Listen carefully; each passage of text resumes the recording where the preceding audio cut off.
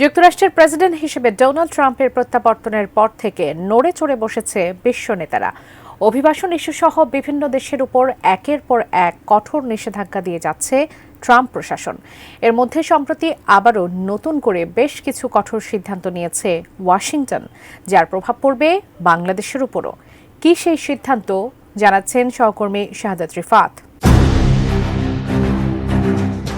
যুক্তরাষ্ট্রের নির্বাচনকে ঘিরে বাংলাদেশসহ বিশ্বের প্রায় সবকটি দেশে ছিল বাড়তি আগ্রহ। অনেক শক্তিধর দেশের নেতারাও তাকিয়েছিল কে হচ্ছেন নতুন মার্কিন প্রেসিডেন্ট। অনেকের মনে শঙ্কা ছিল, ট্রাম্প যদি আবারও ক্ষমতায় আসে তাহলে পাল্টে যাবে সব হিসেব নিকেশ। তবে সব জল্পনা কল্পনার অবসান ঘটিয়ে আবারও হোয়াইট হাউসে প্রত্যাবর্তন করেন ৭৯ বছর বয়সী এই রিপাবলিকান নেতা।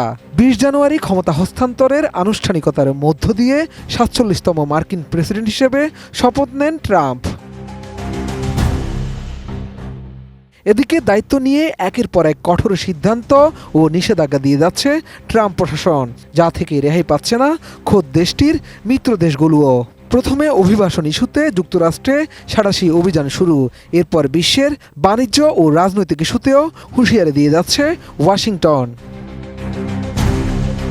টানা সপ্তমবারের মতো বেস্ট টিস্যু পেপার ব্র্যান্ড হিসেবে স্বীকৃতি পেয়েছে বসুন্ধরা টিস্যু। মূলত ক্ষমতা লাভের পর ট্রাম্প কি করবেন তার নীল নকশা নির্বাচনের আগেই আঁকা ছিল। এখন কেবল ধাপে ধাপে তার বাস্তবায়ন চলছে, যার অংশ হিসেবে বাংলাদেশের স্বার্থ আছে এমন কোম্পানির উপর নিষেধাজ্ঞা দিলেন নতুন এই মার্কিন প্রেসিডেন্ট, যে তালিকায় জড়িয়ে আছে মুসলিম দেশ ইরানের নামও। জানা গেছে, ইরানের পেট্রোলিয়াম সম্পর্কিত পণ্য পরিবহন ও বাণিজ্য সহায়তাকারী হিসেবে অভিযুক্ত ৩০টিরও বেশি সংস্থা ও জাহাজের উপর কঠোর নিষেধাজ্ঞা দিয়েছে যুক্তরাষ্ট্র।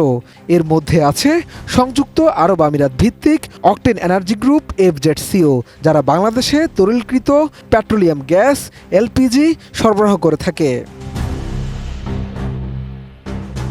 যুক্তরাষ্ট্রের এই নিষেধাজ্ঞার ফলে দেশের জ্বালানি আমদানি নিয়ে দেখা দিয়েছে নতুন উদ্বেগ। এই সংকট কিভাবে কাটানো হবে সেটি এখন বড় চ্যালেঞ্জ। চট্টগ্রাম বন্দর সূত্র বলছে, তদন্ত কমিটির প্রতিবেদন প্রাপ্ত নথিপত্রের ভিত্তিতে পরবর্তী প্রস্তুতি নেওয়া হয়েছে। নথি অনুযায়ী LPGটি ওমান থেকে সংগ্রহ করা হলেও বহনকারী জাহাজটি ইরানি মালিকানাধীন ছিল। শুধু তাই নয়, অকটেন এনার্জির সঙ্গে সংশ্লিষ্ট বাংলাদেশি প্রতিষ্ঠানগুলোকেও নিষেধাজ্ঞার ঝুঁকিতে পড়তে হতে পারে। বাংলাদেশ শিপিং বিভাগ বলছে, নিষেধাজ্ঞার আওতাভুক্ত কোম্পানির সঙ্গে ব্যবসা করা বাংলাদেশের জন্য ঝুঁকিপূর্ণ হতে পারে। এমনকি এসব কোম্পানির পণ্য বহনকারী জাহাজগুলোকেও নিষেধাজ্ঞার আওতায় ফেলা হতে পারে।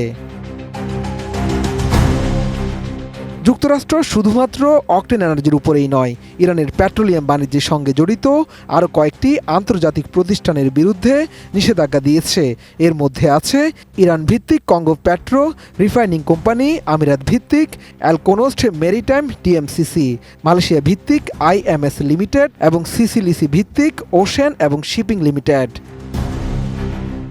বাদ যায়নি যুক্তরাষ্ট্রের মিত্রদেশ ভারতীয় প্রতিষ্ঠান BSM marine LLP, Austen ship management, Cosmos lines Inco. গেল 24 ফেব্রুয়ারি এক সংবাদ বিজ্ঞপ্তিতে এই নিষেধাজ্ঞার ঘোষণা দেয় যুক্তরাষ্ট্র। শাহাদাত রিফাত, ATN নিউজ, ঢাকা।